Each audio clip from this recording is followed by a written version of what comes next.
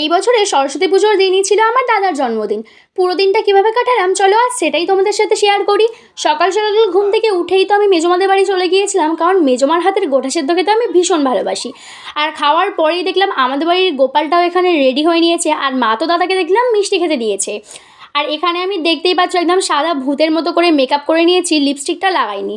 আর এখানে তো আমি এই সুন্দর শাড়িটা পরছি, শাড়িটা আমার এত পছন্দের তোমাদের কি আর বলবো। একটু মনোযোগ সহকারে সময় নিয়ে সাজুগুজু করলে কতই না ভালো লাগে বলো, তাই সেদিনকার সাজগোজটা আমার খুবই পছন্দ হয়েছিল। আর তারপর তো চলে এসেছিলো দীপু আমাকে পিক করতে, আর আমরা দুজন চলে গিয়েছিলাম অনেক দূরে ঘুরতে।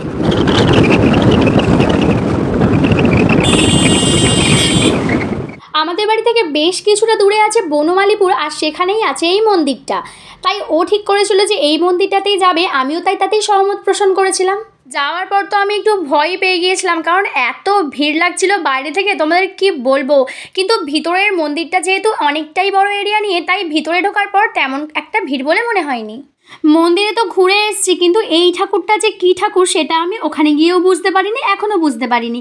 তাই তোমরা যদি কেউ জেনে থাকো এই ঠাকুরটা কী ঠাকুর, তাহলে অবশ্যই আমাকে কমেন্ট করে একটু জানিয়ে দিও তো।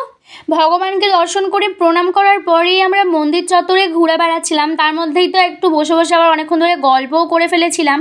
অন্য বছরে সরস্বতী পুজোটা আমরা একটু দূরে দূরেই চলে যাই, এই বছরই আমরা একটু কাছাকাছির মধ্যেই ঘোরাফেরা করলাম। দিনটা তো খুবই ভালো কাটলো। আর এখানে এতক্ষণ ঘোরাফেরা করার পর প্রায় 3:30 বাজে, তখন আমাদের দুজনের খুবই খিদে পেয়ে গেছিলো। আর তারপর আমরা বেরিয়েছিলাম খাবারের খোঁজে। আর তোমাদেরকে তো একটা ভিডিওতে দেখিয়েছিলাম রোদ্দুর রেস্টুরেন্ট, যেটা এই মন্দির থেকে খুব কাছেই, তাই জন্য আমরা ঠিক করেছিলাম ওখানেই সেদিনে দুপুরে খাওয়া দাওয়াটা সারবো। আর রেস্টুরেন্টে গিয়ে তো দেখি মানে প্রচণ্ড ভিড়, কিন্তু যেহেতু আমরা 4টে নাগাদ গিয়েছিলাম তাই অনেকটাই ফাঁকা হয়ে গিয়েছিল। আর যাওয়ার পর তো সঙ্গে সঙ্গেই আমরা খাবার দাবার অর্ডার করে ফেলেছিলাম।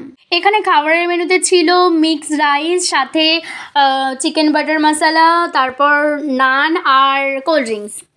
খাবার দাবার তো খেয়ে দিয়ে এক্সপ্রেশনটা বেশ ভালোই দিচ্ছিলাম, কারণ এত জোর খিদে পেয়েছিল। খাবারের কি টেস্ট ছিল সেটা বোঝার চেষ্টাও করিনি, কারণ খিদের চোটে দুজন মিলে খেয়েই ফেলেছি।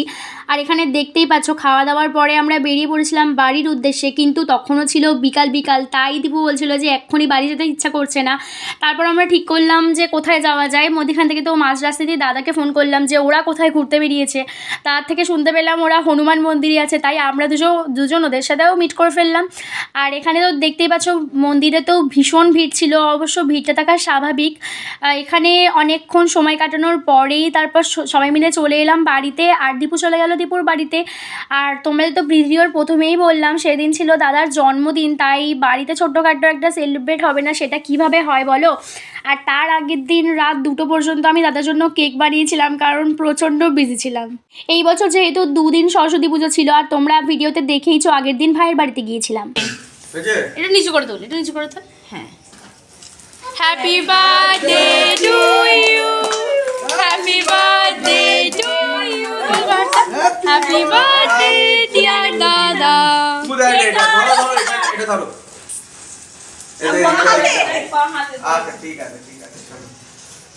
কাটো কাটো। To you, happy birthday to you, happy birthday Nontu. নন্টুরি কেক খা না, খাবি তো কেক। এবার জয়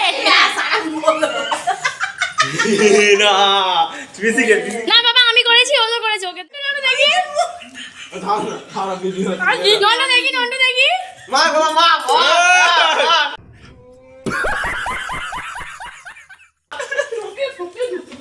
নিজে নিজেই মেখে ফেললো। দায়িত্ব নিয়ে ওকে মাখাবি নাকি?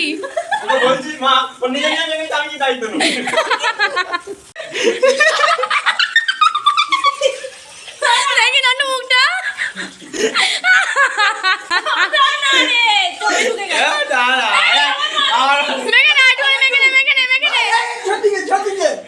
এইদিকে তো সবাই কেক মাখামাখি করছে বলে আমি ঘরের ভিতর লুকিয়ে পড়েছিলাম, আর আমার ভাই জয় এসে আমাকে পুরো ভূত বানিয়ে দিয়েছিল।